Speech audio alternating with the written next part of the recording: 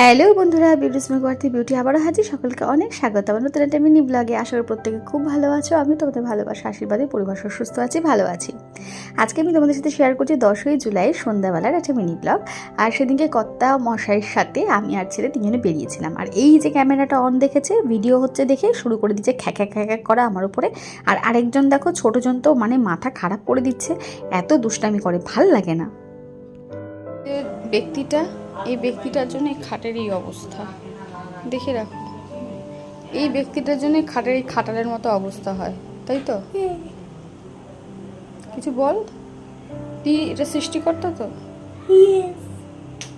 কি বলে বাচ্চা সগর্বে স্বীকার করছে আমি এই দুষ্টামিগুলো করেছি।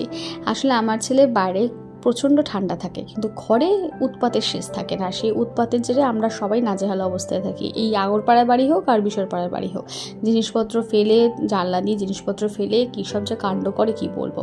যাই টোটো করে সোদপুরে পৌঁছে গেছি। বাবার হাত ধরে উনি হাঁটা লাগিয়েছেন এখন। আর বাবার সাথে থাকলে মা কোথায় থাকে জানার দরকার নেই। আমরা যখন আর কি সোদপুর মার্কেটের ভিতর ঢুকেছি, দেখি মানুষজনের এত ভিড়, মনে হচ্ছে যেন পুজোর মানে দুর্গাপুজোর মার্কেটিং করতে সবাই ব্যস্ত।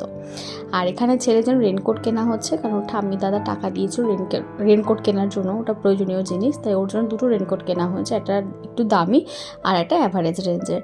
বাচ্চা মানুষ ছিঁড়ে ফেলে তো, তার জন্য। তো তারপর চলে এসেছি সোদপুর স্টাইল বাজারে। এবার ওর বাবা ওকে জামা কিনে দেবে জন্মদিন উপলক্ষে, আর সেটাই দেখছে। আর তারপর ট্রায়াল রুমে নিয়ে ওকে ট্রায়াল দেওয়ানো হবে। আর আমার ছেলে আমার কাছে আবদার করেছিল যত রাজ্যের চকলেট আমাকে কিনে দেবে, আমি সেটাই দিয়েছিলাম। তো ট্রায়াল দেওয়ার পরে উনি বেরিয়ে এখন চুলের স্টাইল করছে, ফর্মা দিচ্ছে। দেখো, এই না সেদিনকে ওকে মানে সাদা তাওয়ালে জড়িয়ে আমি জেনিত থেকে নিয়ে এসেছিলাম, আর এখন কত ফর্মা দিচ্ছে। ভাবা যায় কীভাবে সময় চলে যায়, কীভাবে একটু একটু করে বড় হয়ে উঠছে, তাই না? তো ওর বাবা এদিকে বিলিং করছে আর উনি এখন খেলতে ব্যস্ত। আর আমার ছেলে ছোটোবেলা থেকে একটা অভ্যাস হচ্ছে, যখন শপিং মলে যায় এই জামা কাপড়ের স্ট্যান্ডের মাঝখান থেকে উনি ঘুরবেন আর ওনার পিছন পিছন আমি দৌড়াবো বা ওর বাবা দৌড়াবে, আর সেটাও খুব মজা পায়। তো আমি সেটাই করছিলাম। তো এখানে কেনাকাটা হয়ে গিয়েছে, এবার বাড়ির উদ্দেশ্যে রওনা দেবো।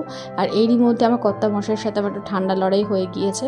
হেভি খারুস লোকজন, মানে লোকটা। যাই হোক, আজকে এই ব্লগটা কেমন লাগলো অবশ্যই কমেন্ট সেকশনে জানিও। ভালো লাগলে লাইক কমেন্ট শেয়ার করে সঙ্গে থেকো, পাশে থেকো। দেখা হচ্ছে খুব তাড়াতাড়ি।